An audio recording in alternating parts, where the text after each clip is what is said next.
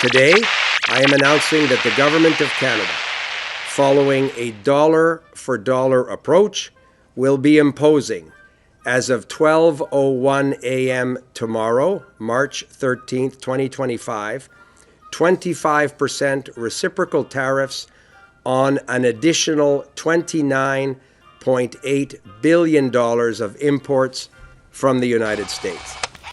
Please help us end these tariffs as quickly as possible. And please talk to your elected representatives at the federal, at the state and municipal level. Please talk to your governors, to your senators, to your House representatives, and to your mayors. Send a message to the White House. Working together, Canada and the US have built a strong enough economy, and working together, we can bring down inflation and bring stability to the markets. Oh, Canada, a trade war rhapsody starring Trump's tariffs. Ever wonder what happens when you poke a moose with a trade stick? Turns out they poke back with tariffs. Let's dive into the maple syrup-infused trade war between the US and Canada. So, Trump slapped a 25% tariff on Canadian steel and aluminum. Classic move, right? Claiming national security, because Canadian steel is a clear and present danger to American national security. Canada, not one to back down from a hockey fight, retaliated. They hit back with tariffs on $29.8 billion worth of American goods. That's a lot of poutine, folks. Finance Minister Dominic LeBlanc made it clear, "We will not stand idly by while our iconic steel and aluminum industries are being unfairly targeted." This isn't just a simple trade dispute. It's a full-blown tariff tango. Each side is trying to outmaneuver the other, but are they just stepping on each other's toes? The U.S. tariffs were supposedly about protecting American jobs, but did they? Or did they just make steel more expensive for American manufacturers? Canada's retaliation was aimed at specific U.S. industries. Think ketchup, yogurt, and even playing cards. Ouch, did someone say checkmate? Trade wars are rarely good for anyone. They disrupt supply chains, raise prices for consumers, and create uncertainty for businesses. It's like throwing a snowball at the economy. Canadian businesses that rely on exporting to the U.S. are feeling the pinch. American businesses that sell to Canada are in the same boat. Nobody wins when trade slows down. Matt Walker, president of the Canada Metal Processing Group, warned, "This tariff will not only harm Canadian businesses and workers, but will hurt the many American businesses, workers, and consumers that rely on high-quality Canadian steel, which the U.S. does not supply or produce sufficiently itself." This trade dispute isn't just about economics. It's about politics. Both sides are trying to look tough and protect their own interests. It's a high-stakes game of chicken. Trump's America First policy has ruffled feathers around the world. Canada, a longtime ally, is now caught in the crossfire. Trump himself escalated tensions by saying, "The only way for Canada to avoid his attempts to torpedo the economy is for the country to become our cherished 51st state."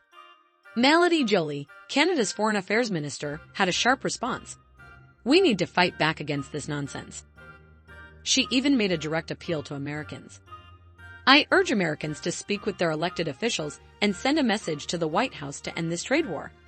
The U.S.-Canada trade dispute isn't happening in a vacuum. It's part of a larger pattern of trade tensions around the world. Other countries are watching closely to see how this plays out. Will this lead to more protectionism and less global trade? The World Trade Organization, WTO, is supposed to be the referee in these disputes. But can it effectively resolve this conflict? What does the future hold for U.S.-Canada trade relations? Will they return to normal, or is this the beginning of a new era of protectionism? It's hard to say for sure. But one thing is clear, the trade war is creating uncertainty and disruption. Businesses need to prepare for a range of possible outcomes. Governments need to find a way to de-escalate the tensions. From an American perspective, this whole thing might seem a bit confusing. Canada? Tariffs? What's the big deal? But Canada is one of the U.S.'s largest trading partners. A trade war with Canada can have a significant impact on the American economy. It's important for Americans to understand the stakes and to demand that their leaders find a way to resolve this dispute peacefully. This trade war is also about Canadian identity. Canada has always prided itself on being a free and open trading nation.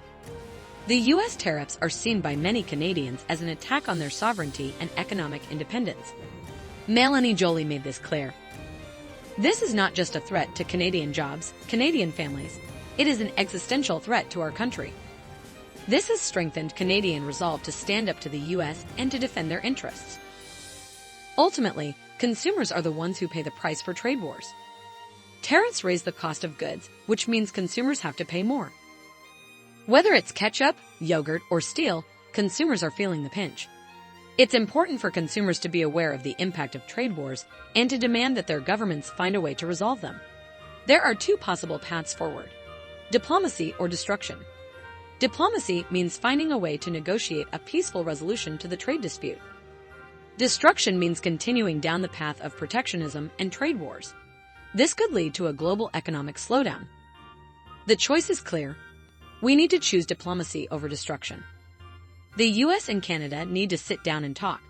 They need to find a way to resolve their differences without resorting to tariffs. This requires compromise and a willingness to see the other side's point of view. It's time for cooler heads to prevail and for reason to guide the way. The goal should be a win-win scenario, a trade agreement that benefits both the U.S. and Canada. This is possible, but it requires leadership and a commitment to finding common ground. Let's hope that our leaders can rise to the occasion and find a way to end this trade war. Thank you for joining us in this analysis. If you liked it, subscribe to the channel and turn on notifications to stay updated on our upcoming videos. See you in the next one.